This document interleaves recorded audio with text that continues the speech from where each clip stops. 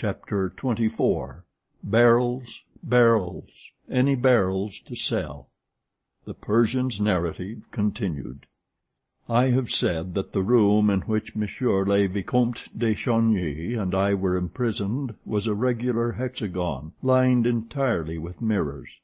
Plenty of these rooms have been seen since, mainly at exhibitions. They are called palaces of illusion, or some such name. But the invention belongs entirely to Eric, who built the first room of this kind under my eyes, at the time of the rosy hours of Mazenderan.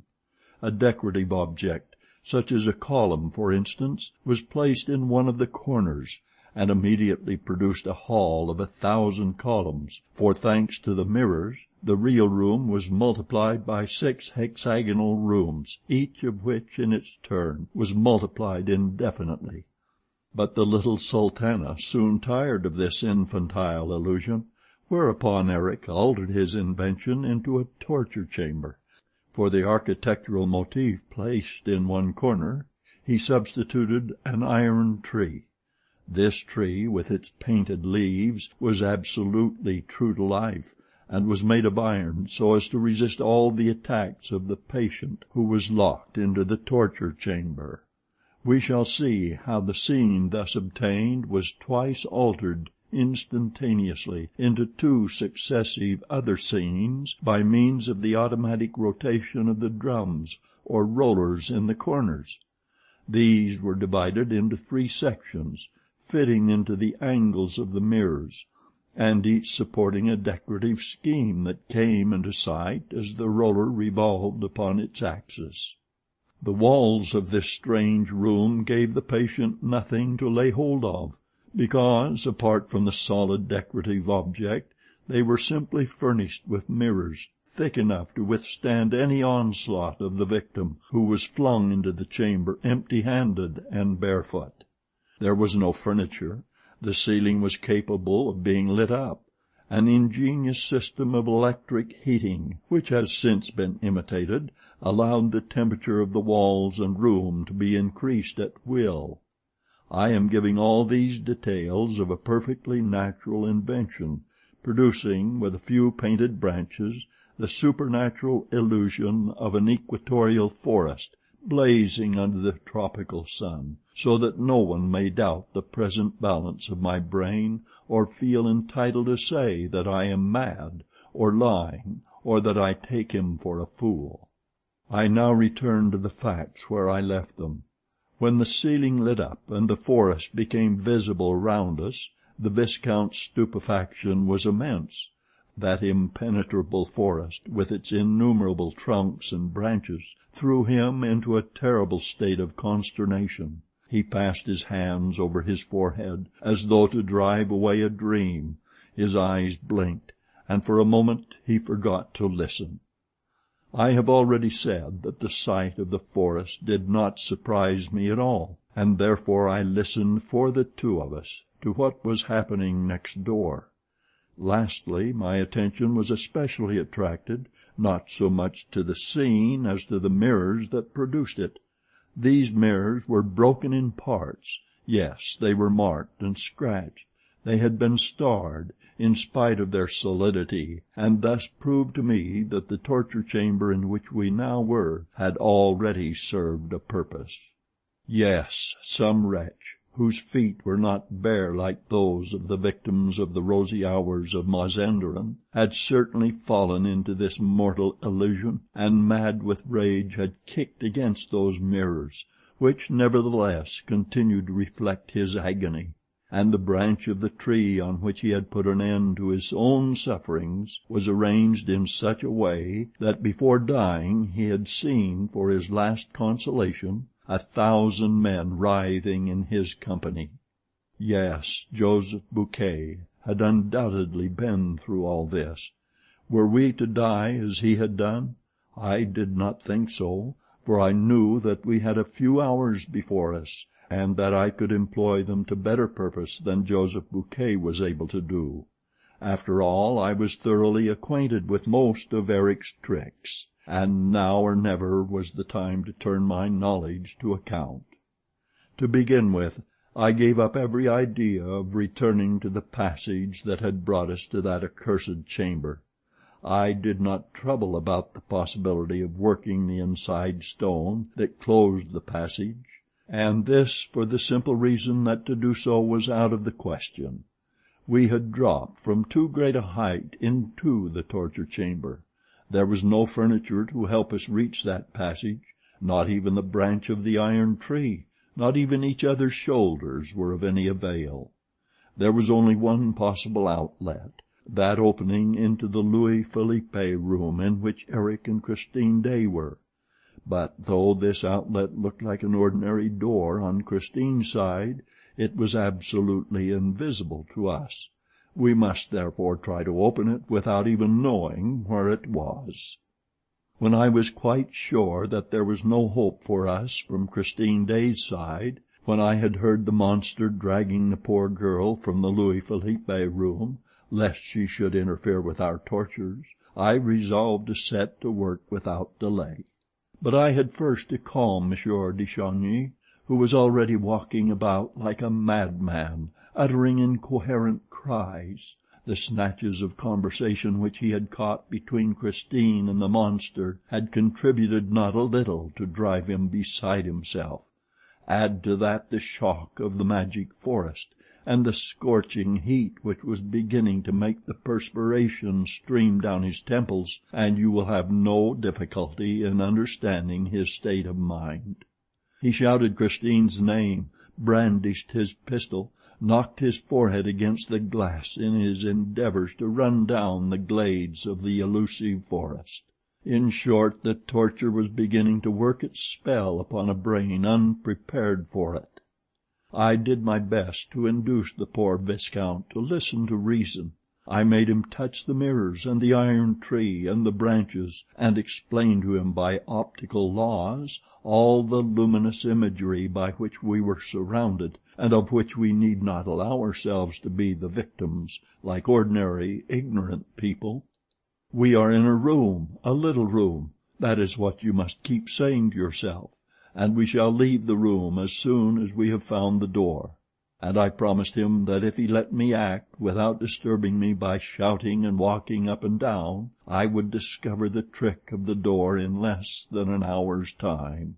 Then he lay flat on the floor, as one does in a wood, and declared that he would wait until I found the door of the forest, as there was nothing better to do, and he added that from where he was, the view was splendid.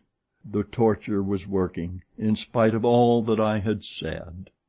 Myself, forgetting the forest, I tackled a glass panel, and began to finger it in every direction, hunting for the weak point on which to press in order to turn the door in accordance with Eric's system of pivots.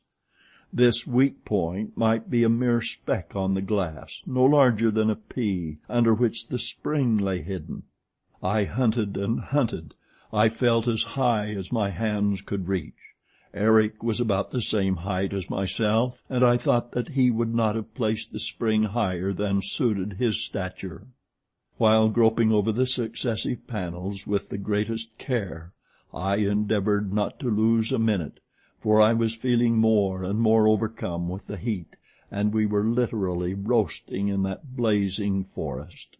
I had been working like this for half an hour, and had finished 3 panels, when, as ill luck would have it, I turned round on hearing a muttered exclamation from the Viscount. "I'm stifling," he said. "All those mirrors are sending out an infernal heat. Do you think you will find that spring soon? If you are much longer about it, we shall be roasted alive." I was not sorry to hear him talk like this. He had not said a word of the forest, and I hoped that my companion's reason would hold out some time longer against the torture. But he added, "What consoles me is that the monster has given Christine until 11 tomorrow evening. If we can't get out of here and go to her assistance, at least we shall be dead before her. Then Eric's mass can serve for all of us." And he gulped down a breath of hot air that nearly made him faint. As I had not the same desperate reasons as Monsieur le Vicomte for accepting death, I returned, after giving him a word of encouragement, to my panel, but I had made the mistake of taking a few steps while speaking, and in the tangle of the elusive forest I was no longer able to find my panel for certain. I had to begin all over again at random, feeling, fumbling, groping. Now the fever laid hold of me in my turn, for I found nothing, absolutely nothing. In the next room all was silence. We were quite lost in the forest, without an outlet, a compass, a guide, or anything. Oh, I knew what awaited us if nobody came to our aid, or if I did not find the spring, but look as I might, I found nothing but branches, beautiful branches that stood straight up before me, or spread gracefully over my head, but they gave no shade. And this was natural enough, as we were in an equatorial forest, with the sun right above our heads, an African forest. Monsieur de Chagny and I had repeatedly taken off our coats and put them on again, finding at one time that they made us feel still hotter, and at another that they protected us against the heat.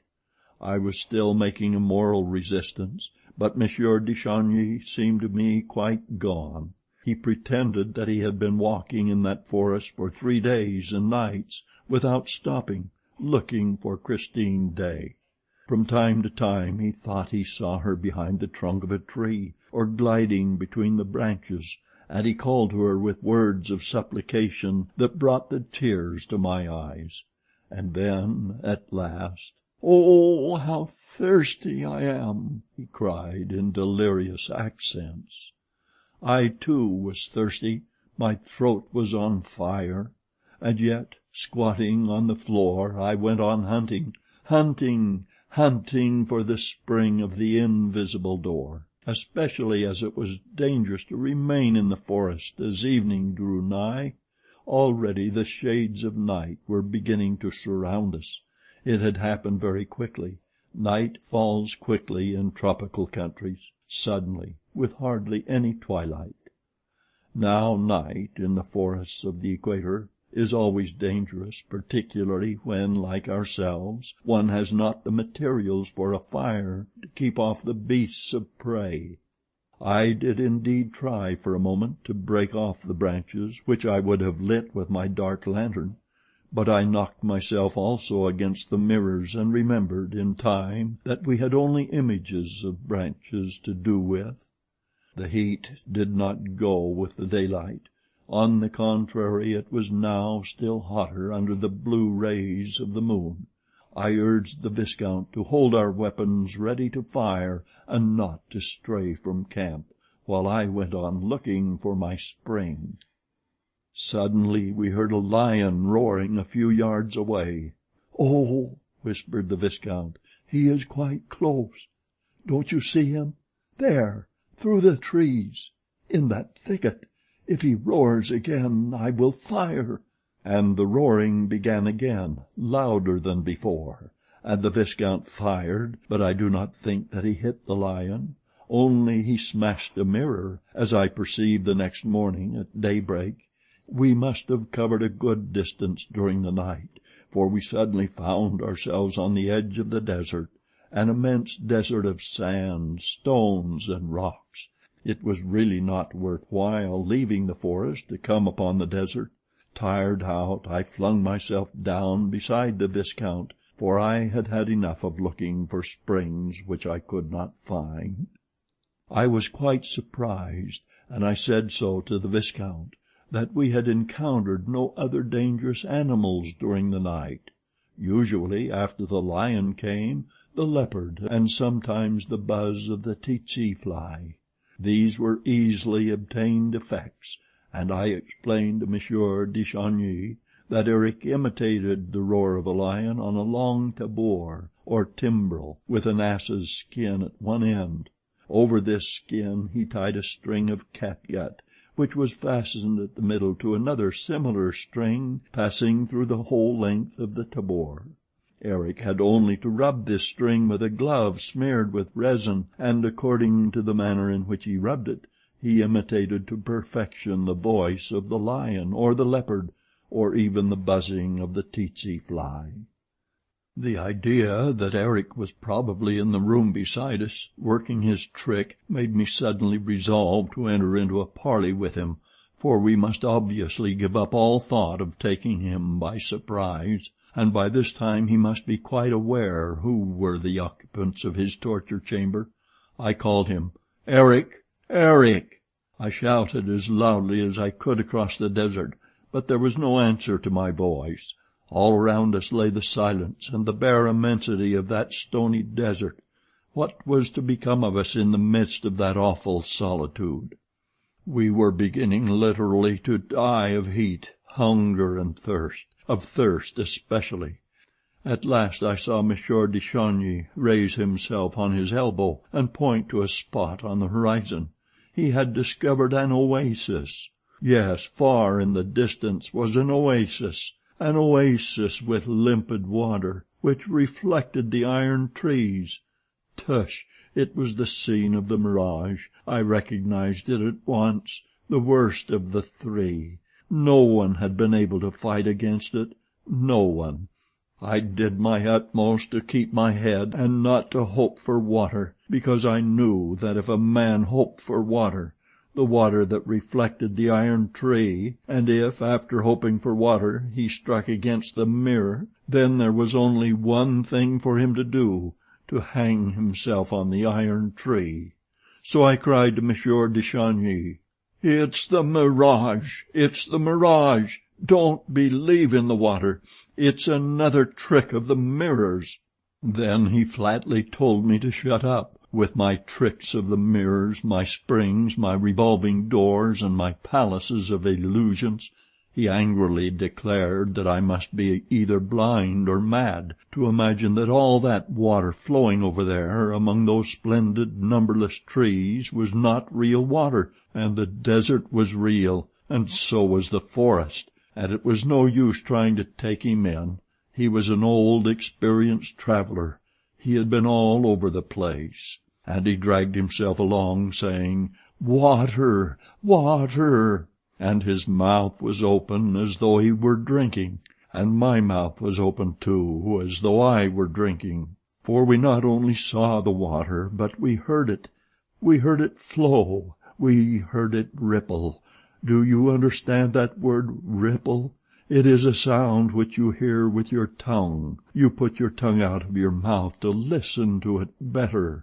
Lastly, and this was the most pitiless torture of all, we heard the rain, and it was not raining. This was an infernal invention. Oh, I knew well enough how Eric obtained it. He filled with little stones a very long and narrow box, broken up inside with wooden and metal projections. The stones, in falling, struck against these projections and rebounded from one to another, and the result was a series of pattering sounds that exactly imitated a rainstorm. Ah, you should have seen us putting out our tongues and dragging ourselves toward the rippling river bank. Our eyes and ears were full of water, but our tongues were hard and dry as horn. When we reached the mirror, Monsieur de Chagny licked it, and I also licked the glass. It was burning hot. Then we rolled on the floor with a hoarse cry of despair. Monsieur de Chagny put the one pistol that was still loaded to his temple, and I stared at the Punjab Lasso at the foot of the iron tree. I knew why the iron tree had returned in this third change of scene. The iron tree was waiting for me. But as I stared at the Punjab Lasso, I saw a thing that made me start so violently that Monsieur de Chagny delayed his attempt at suicide.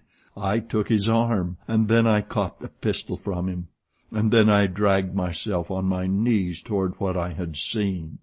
I had discovered, near the Punjab Lasso, in a groove in the floor, a black-headed nail of which I knew the use. At last I had discovered the spring. I felt the nail. I lifted a radiant face to Monsieur de Chagny. The black-headed nail yielded to my pressure. And then we saw not a door opened in the wall, but a cellar flap released in the floor. Cool air came up to us from the black hole below. We stooped over that square of darkness as though over a limpid well. With our chins in the cool shade we drank it in, and we bent lower and lower over the trap door. What could there be in that cellar which opened before us? Water? Water to drink? I thrust my arm into the darkness and came upon a stone and another stone. A staircase, a dark staircase leading into the cellar. The Viscount wanted to fling himself down the hole, but I, fearing a new trick of the monsters, stopped him, turned on my dark lantern, and went down first. The staircase was a winding one, and led down into pitchy darkness. But oh, how deliciously cool were the darkness and the stairs! The lake could not be far away. We soon reached the bottom. Our eyes were beginning to accustom themselves to the dark, to distinguish shapes around us, circular shapes, on which I turned the light of my lantern. Barrels! We were in Eric's cellar. It was here that he must keep his wine and perhaps his drinking water. I knew that Eric was a great lover of good wine. Ah, there was plenty to drink here. Monsieur de Chagny patted the round shapes and kept on saying, "Barrels! Barrels! What a lot of barrels!" Indeed, there was quite a number of them, symmetrically arranged in 2 rows, one on either side of us. They were small barrels, and I thought that Eric must have selected them of that size to facilitate their carriage to the house on the lake. We examined them successively to see if one of them had not a funnel, showing that it had been tapped at some time or another, but all the barrels were hermetically closed. Then, after half lifting one to make sure it was full, we went on our knees, and with the blade of a small knife which I carried, I prepared to stave in the bunghole. At that moment I seemed to hear, coming from very far, a sort of monotonous chant which I knew well from often hearing it in the streets of Paris. "Barrels! Barrels! Any barrels to sell?" My hand desisted from its work. Monsieur de Chagny had also heard. He said, "That's funny. It sounds as if the barrel were singing." The song was renewed, farther away. "Barrels! Barrels! Any barrels to sell?" "Oh, I swear," said the Viscount, "that the tune dies away in the barrel." We stood up and went to look behind the barrel. "It's inside," said Monsieur de Chagny. "It's inside." But we heard nothing there, and were driven to accuse the bad condition of our senses, and we returned to the bunghole. Monsieur de Chagny put his 2 hands together underneath it, and with a last effort I burst the bung. "What's this?" cried the Viscount. "This isn't water." The Viscount put his 2 full hands close to my lantern. I stooped to look, and at once threw away the lantern with such violence that it broke and went out, leaving us in utter darkness. What I had seen in Monsieur de Chagny's hands was gunpowder. End of chapter 24.